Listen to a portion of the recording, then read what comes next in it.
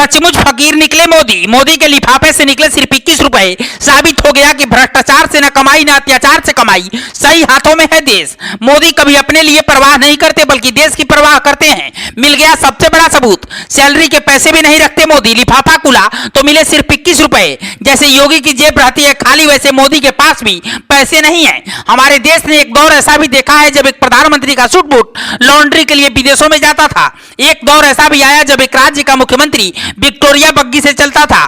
फिर दौर आया बोफोर्स घोटाले के बाद घोटालों की सीरीज का, शेयर बाजार घोटाला, LIC घोटाला, 2G घोटाला, कॉमनवेल्थ घोटाला। फिर हमने वो भी दौर देखा जब प्रधानमंत्री ना होकर एक परिवार शहंशाह बनकर देश चलाता था। इन सब लोगों के पास देश के लिए सोचने का मकसद कम था और खुद के परिवार के लिए सोचने का वक्त ज्यादा था। वो अपनी तिजोरी भरते चले गए और देश की तिजोरी खाली होती चली गई। लेकिन फिर देश में कैसे प्रधानमंत्री बने जिन्होंने अपने खजाने से ज्यादा देश के खजाने की चिंता की। वो अपनी सैलरी भी अपने पास नहीं रखते हैं और वो नेता कोई और नहीं बल्कि नरेंद्र मोदी हैं।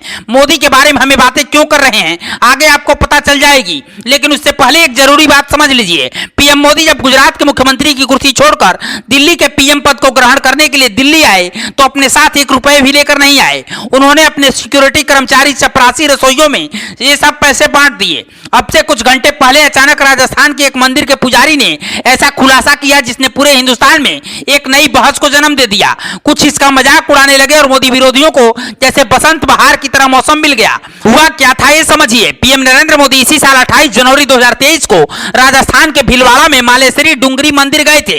वहां पर उन्होंने दर्शन किए। मालेश्वरी मंदिर गुर्जर समाज के आराध्य का मंदिर है। पीएम मोदी गुर्जरों के आराध्य भगवान देव नारायण के जन्मोत्सव कार्यक्रम में शामिल हुए।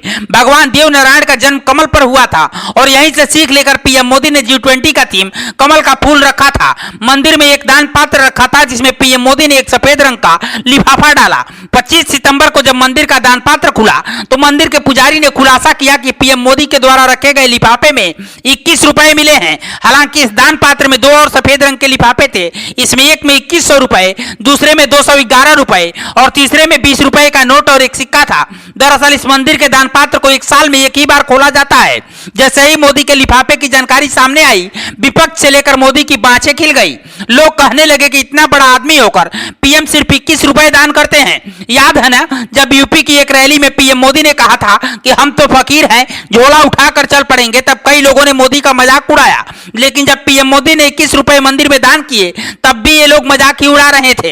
दरअसल मोदी के आगे पीछे कोई नहीं है। उनका अपना खजाना किसके लिए भरना है।